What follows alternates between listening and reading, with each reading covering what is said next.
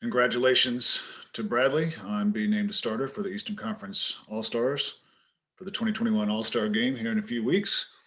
We'll go ahead and begin here shortly with questions. Go ahead, as usual, please raise your hand.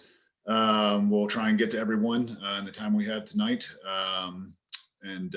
Once you've asked your question, please take your hand down. We'll start off with Chase. Hey, Brad. First of all, congratulations. Thank you. What type of honor is this for you to be a starter in the All-Star game for the first time?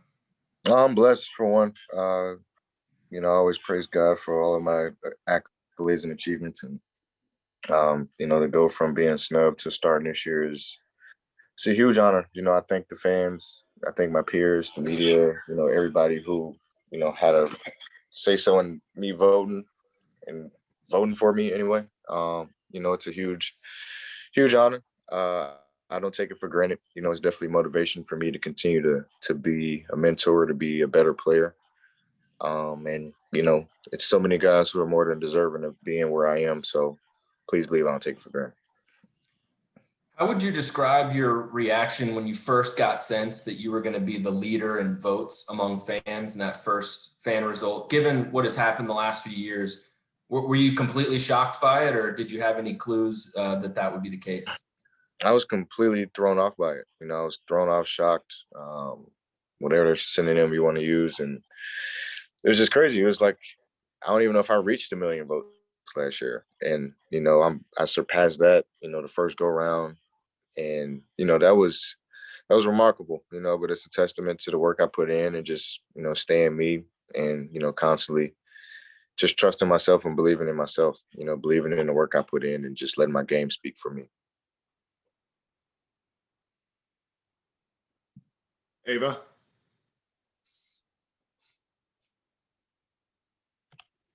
Brad, congratulations. You've spoken so much about your commitment to the Wizards and obviously being the first starter from Washington since 2015. What does that mean, and kind of how rewarding is that to you as someone who said over and over again you really want to honor your commitment to this organization? A lot, because Ted's famous quote is, "To whom much is given, much is required and expected." So I always just try to keep that in mind and just know that a lot is on my shoulders, and I have to make sure that I show up night in and night out. He entrusted me with the franchise and building around me, and I have to step into those shoes and be a star every night. And I'm blessed to be an all-star this year. And at the same time, not I wasn't crazily excited about it. Because I just want to continue to win. Winning is what's important to me, and getting my team to the playoffs. But as an individual accolade compared to last year, I'm definitely happy, excited about it, and just want to continue to get better, make the city proud. Fred. Hey, Brad. Just building off of Chase's question, you weren't just number one in the fan vote. I'm sure you saw the breakdown. You were number one across the board. After last year not making it, what do you think swung the pendulum to such a degree that you would just be number one across the board with such a sweep like that? I have no idea. Part of me wants to say it's all the trade rumors, but I don't know. I don't know. Like, I just guess from me being snubbed last year till now, I think my name has just always kind of been buzzing around. And, granted, I'm been having a fortunate first half of the year. And I guess people are just recognizing it more. It's not like we're on TV more. It's not like, anything has changed, from me from last year to this year. But I don't know. I really wish I had a magic wand or finger I can really point at what it is that, make the Tides turn as crazy as they did. Do you feel like you're a better player now than you were a year ago, or at least are having a better year than you did a year ago? I don't know. I feel like it's like yes and no. Like I'm playing like crap. I feel like there's still a lot more stuff I can do and be better at. I don't know. You know me, I'm always hard and critical of myself. So I feel like I had a really good year last year. Like I was like going into All-Star last year, I was like super confident that, I was gonna make it. Like there's no way I wasn't gonna make it. And then that happened, and I guess my mindset kind of just shifted and changed. But I guess you could say I'm better. I don't know. Hope I am. Thanks, Brad. Yeah. Scott? Hey, Brad, congratulations, man. Let's be honest, last year you got snubbed. So I'm wondering, is there any sense of vindication sitting here tonight, knowing that you're an NBA All-Star starter? No, because I'm not the first one it's happened to. So I can't sit here and, woe is me, because there's been plenty of other great players who, were more than deserving of being All-Stars who didn't make the game. There's, guys who would deserve to start who didn't get to start. So, to be listed as a starter, though, is definitely an honor. I never take it for granted, and nor will I try to minimize that achievement. But I also know that there's a lot of great players who didn't get to make this game. So, I can't sit here and kind of feel sorry for myself or anything like that, or the process. It is what it is. Do you maybe view as it a blessing in a sense, what you went through last year? Did it make you a better player, stronger player mentally? Kind of that whole experience of getting knocked down and picking yourself back up? Yeah, it humbled me even more. It kind of it brought me back down to earth. I wasn't kind of thought I was hot shit in a way, and it was like, okay, no, you're not. So it just forced me to get back in the gym and just really just shifted my mindset of having a little Mamba mentality, coming into this year. And I just try to just make sure that each and every night I give it to my teammates. I just leave it out there for them and be a prime example for them. Ben?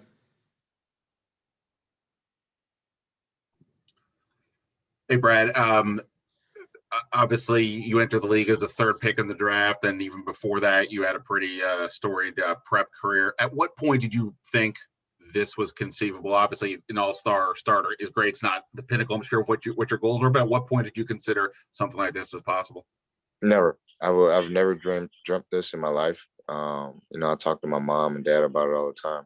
It's God's blessings. This is his plan. This isn't mine. I didn't create this path. So, that's what I always credit it to, because I didn't dream this.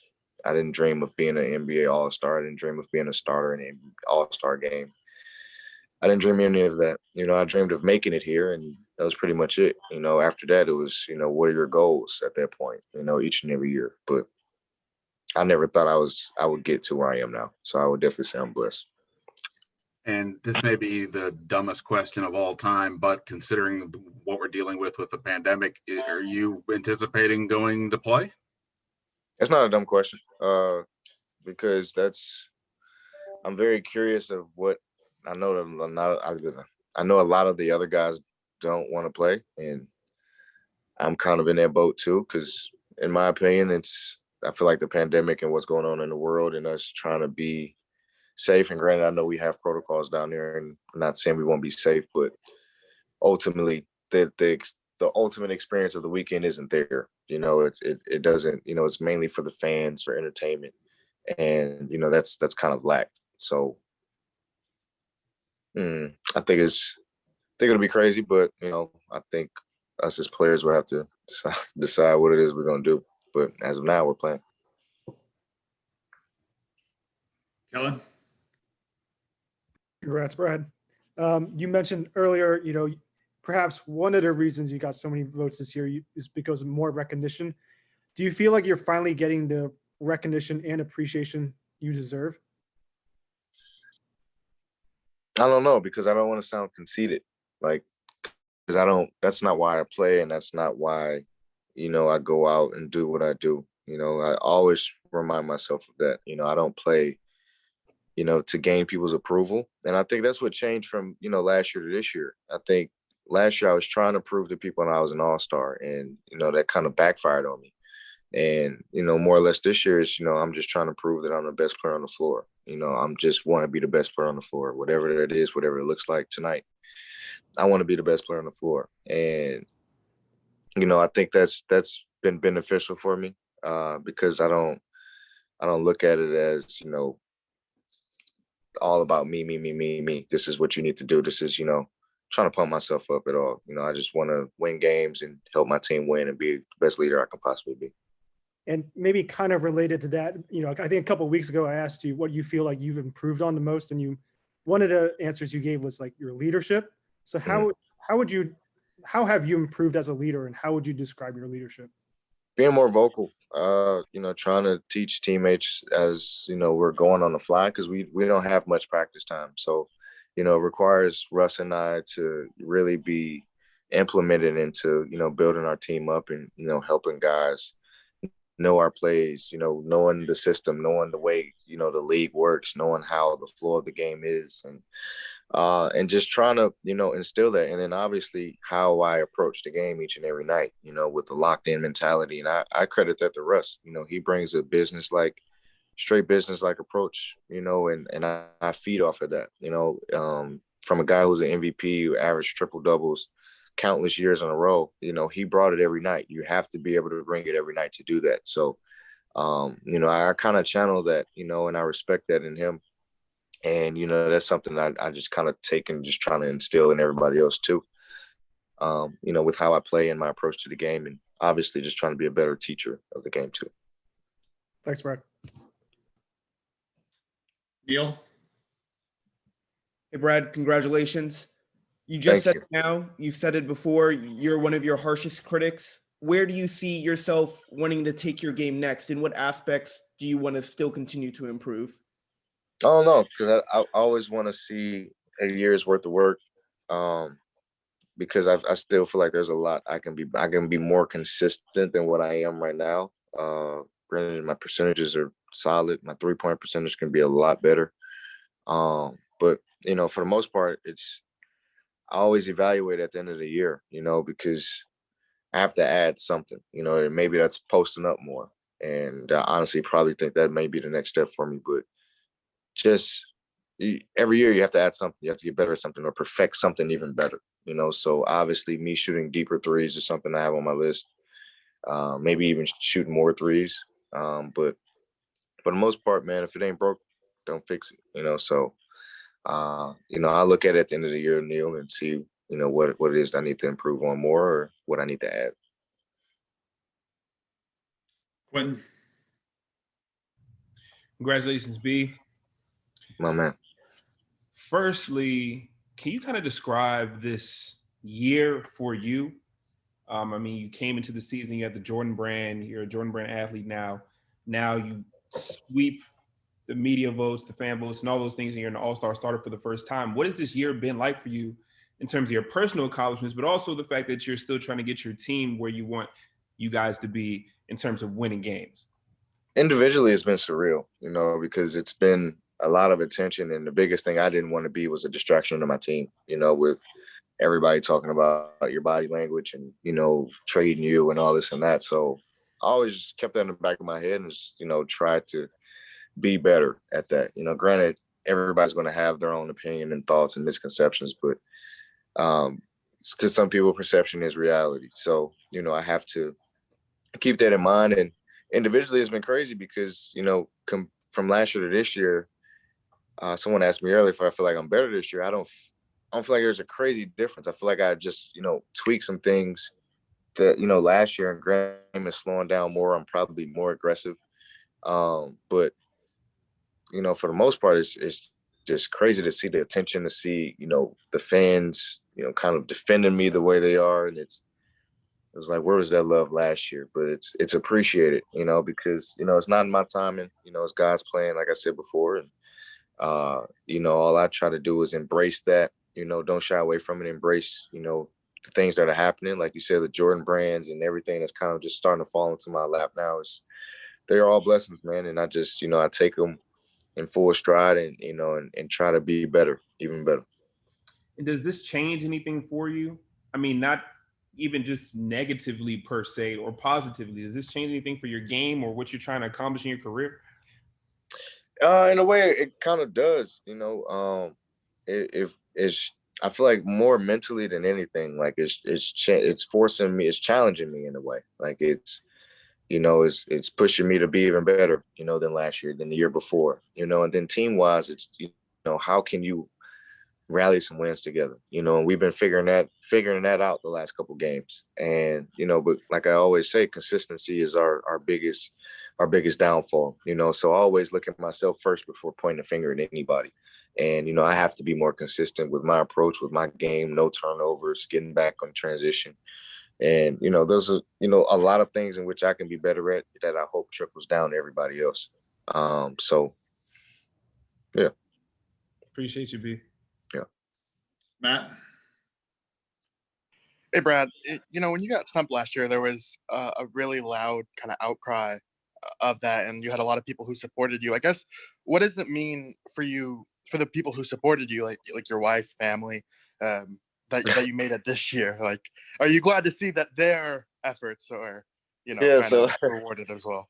One thing I know, my wife is she gonna fight, man. She gonna go to bat with anybody.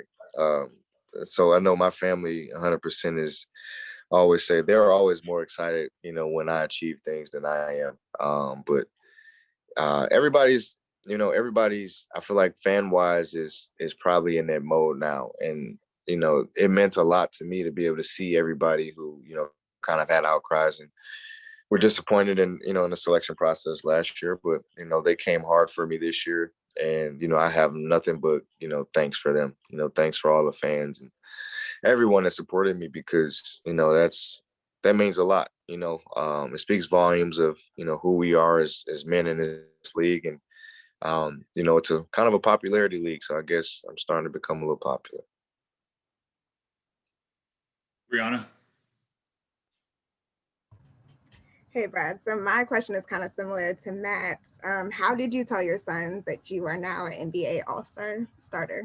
I have no idea. I have no idea. They're not even here right now. They're enjoying the LA sun, but I don't know. I don't know how I would explain to them. I mean, by the time they're probably coming up, there'll probably be another star that they're looking up to, or, they might be the biggest Steph fans or whoever at the time. Like, I don't know.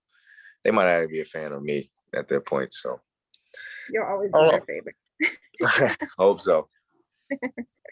And we talked about, before till now, but are you looking forward to now the extra expectations that people are going to be putting on you now that you are a starter, an NBA All-Star starter? Yes and no.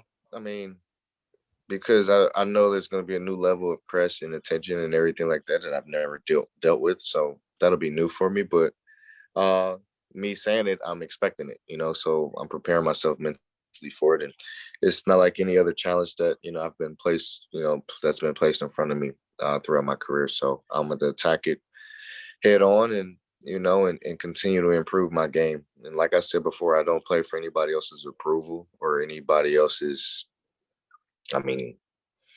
acceptance, I guess. I go out there and play my game, with my God-given abilities, and I try to utilize them to the best that I can, and try to help my team win. All right, we have time for one more, so we'll wrap it up with Glenn Consor. G Money. What up, B? My first question is, are you going to take me with you to Atlanta? If you want to go, G, we can go. No, there's some protocols. I mean, it sounds like you want to be out in the streets, G. I know Atlanta all open and all that. I know, you don't want that. Brad, I've seen you through the years improve almost, and you and I have talked about this, in every aspect of your game. I'm not at practice anymore like I used to be because of COVID, but seeing you in the beginning of this season, which I still think we're in, your approach to me looks something different than it's been in the past. And it appears to me that the game has slowed down for you. Like you've hit that pinnacle as a player, as a complete player, where things have slowed down and you're constantly making the right plays. I mean, do you feel that way? And has your approach changed?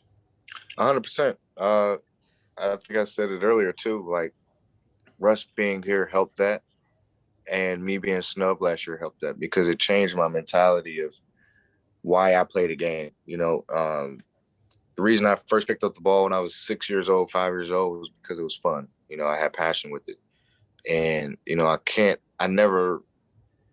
NBA can make you lose sight of that because it's our job. It's a business, and for the longest, we always play for people's approval. Look at me, look what I'm doing. Like we play for recognition, our accolades and everything like that. I feel like me giving into, people's decisions and opinions is me giving those people power over my mental and over my well-being. And so I channel myself to not do that. And so in my head, that's why I tell myself things like All-Star isn't important. Just continue to do what you do and play your game. And, like you said, the game has just slowed down tremendously from last year to this year. Like, as you play, I try to tell our young guys this, like, the more you play, the game becomes repetitive. Like, you see the same reads, the same actions, you start learning how certain players are going to guard you or certain players are going to, what their tendencies are on offense. And so I think just being able to, just being the old head, I guess, a vet now, it's kind of just fell into my lap. It's just slowing down constantly. And just, I think me changing my mental of having to bring it every single night, then having a guy like Russ that's done it, so it's telling me that it's possible. It's telling myself, okay, you can bring it every night. Don't give in to being tired. Don't give in to being, mentally tired, physically tired. You're not tired. Go out there and compete at the highest level. And so having a guy like that, the MVP guy, Hall of Famer like that just excels me and pushes me, to do the same. Well, congratulations, B. Thank you. Thank you, everybody. Great. Thank you, everybody. Appreciate you joining us on short notice tonight. Brad, thank you as well. Congratulations again. And we'll see you all Saturday night from Portland.